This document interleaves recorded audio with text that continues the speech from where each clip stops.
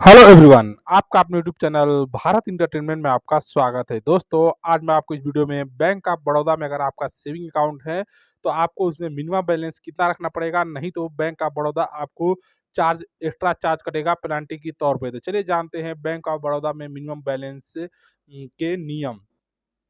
Bank of Baroda saving खाते में रखना होगा मिनिमम बैलेंस, नहीं तो आपका होगा भारी नुकसान।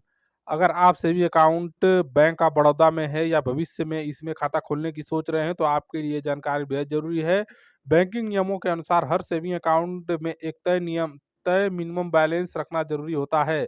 अगर आप इस नियम का पालन नहीं करते हैं तो बैंक आपसे पेनाल्टी के रूप में शुल्क वसूलता है। चलिए विस्तार से समझते हैं। Bank of Baroda saving account में मिनिमम बैलेंस कितना जरूरी है। बैंक ऑफ बड़ौदा अपने ग्राहकों को कई तरह के सेविंग अकाउंट विकल्प देता है, जैसे कि general saving account, super saving account, B3 account, महिला सेविंग अकाउंट आदि। हर अकाउंट के लिए मिनिमम बैलेंस की जरूरत अलग अलग होती है और ये बैंक की ब्रांच लोकेशन यानी ग्रामीण, रूरल, अर्ध सरकारी, सेमी urban, शहरी, urban और मेट्रो क्षेत्रों पर निर्भर करता है। जनरल सेविंग अकाउंट के लिए मिनिमम बैलेंस ग्रामीण क्षेत्र में आपको 500 रुपया मिनिमम बैलेंस रखना पड़ेगा। अर्ध शहरी क्षेत्रों में जो डिस्ट्रिक्ट है वहाँ पे 1000 रुपये, शहरी क्षेत्र जो शहर में आते हैं वहाँ पे 2000, मेट्रो शहर में 2000। दूसरा बॉब से सुपर सेविंग अकाउंट, इनमें मिनिमम बैलेंस 10,000 तक हो सकता है। B3 saving account, BOB digital account जिसके नाम से जाना जाता है, इसमें कोई मिनिमम बैलेंस नहीं है, ये जीरो बैलेंस अकाउंट होता है, लेकिन इसमें इसके लिए कुछ शर्तें होती हैं। अगर मिनिमम बैलेंस मेंटेन नहीं किया तो क्या होगा। खाता धारक अगर खाता धारक तय सीमा के कम बैलेंस बनाए रखता है तो बैंक हर महीने के आधार पर नॉन मेंटेनेंस चार्ज एनएमसी लगाता है। चार्जेस कुछ इस प्रकार हैं। क्षेत्र ग्रामीण क्षेत्र में आपको 50 रुपया प्लस जीएसटी, अर्ध शहरी क्षेत्रों में 60 रुपया प्लस जीएसटी, शहरी क्षेत्रों में 100 रुपया प्लस जीएसटी, मेट्रो शहरों में 125 रुपया प्लस जीएसटी।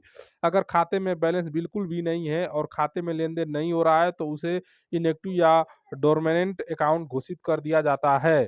बैंक क्यों लेता है ये चार्ज। बैंक को खाते को मेंटेन करने, ट्रांजैक्शन प्रोसेसिंग, एसएमएस भेजने और अन्य बैंकिंग सुविधाओं में खर्च होता है, इसलिए एक न्यूनतम राशि खाते में होना जरूरी है जिससे बैंक की लागत आंशिक रूप से पूरी हो सके।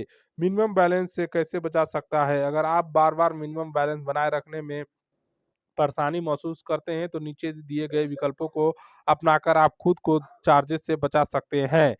पहला, जीरो बैंक अकाउंट खोलें, जैसे कि पीएम जन धन अकाउंट या बी3 डिजिटल सेविंग अकाउंट खोल सकते हैं। दूसरा, ऑटोमेटिक ट्रांसफर सेट करें, बैंक की मोबाइल ऐप या नेट बैंकिंग से आप एक न्यूनतम राशि को खाते में ऑटोमेटिक ट्रांसफर कर सकते हैं। कम से कम ट्रांजेक्शन करें, अनावश्यक ट्रांजेक्शन से बचें ताकि बैलेंस नीचे ना आए। बैलेंस अलर्ट ऑन रखें, बैंक की एसएमएस या मोबाइल अलर्ट सेवा से आपकी बैलेंस की जानकारी प्राप्त रहेगी। क्या इन नियमों में बदलाव हो सकता है। हाँ, आरबीआई और बैंक की नीतियों के अनुसार ये नियम समय समय पर बदले जा सकते हैं, इसलिए बैंक के वेबसाइट या ब्रांच से लेटेस्ट अपडेट लेते रहें। बैंक ऑफ बड़ौदा की अन्य सेविंग स्कीम और फायदे।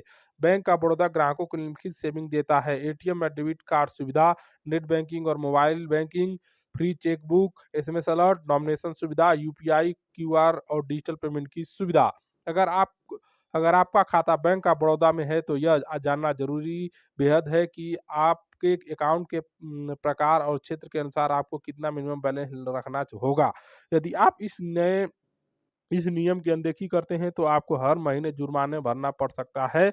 इस प्रकार के चार्जेस से बचने के लिए आप जीरो बैलेंस अकाउंट खोल सकते हैं या बैलेंस ट्रैकिंग की आदत डाल सकते हैं। तो दोस्तों, ये था बैंक ऑफ बड़ौदा के सेविंग अकाउंट पे आप मिनिमम बैलेंस कितना रखें जिससे आपको चार्जेस से बच सकते हैं। तो दोस्तों, ग्रामीण क्षेत्रों में 500, अर्ध शहरी क्षेत्रों में 1000 और शहरी क्षेत्रों में आपको 2000 रुपया। तो मिनिमम 2000 रुपया अगर बैलेंस आपके सेविंग अकाउंट में पड़े हैं तो कोई भी एक्स्ट्रा चार्जेस बैंक नहीं ले सकता, जिसमें आपके जो जो बैंक के जो चार्जेस है मिनिमम बैलेंस वो चार्ज नहीं लेंगे। बाकी चार्जेस, एसएमएस चार्जेस और एटीएम चार्जेस और अन्य चार्जेस जैसे कि चेकबुक चार्जेस वो आपको देने पड़ेंगे, लेकिन मिनिमम बैलेंस चार्ज नहीं देना पड़ेगा। तो दोस्तों, बैंक ऑफ बड़ौदा के ऊपर ये वीडियो आपको कैसा लगा हमें कमेंट करके ज़रूर बताएँ, और ऐसे ही लेटेस्ट अपडेट के लिए आपके अपने यूट्यूब चैनल भारत एंटरटेनमेंट को सब्सक्राइब करें और घंटी को दबा के रखें। वीडियो अच्छा लगा तो एक लाइक ज़रूर करें। इसी के साथ धन्यवाद।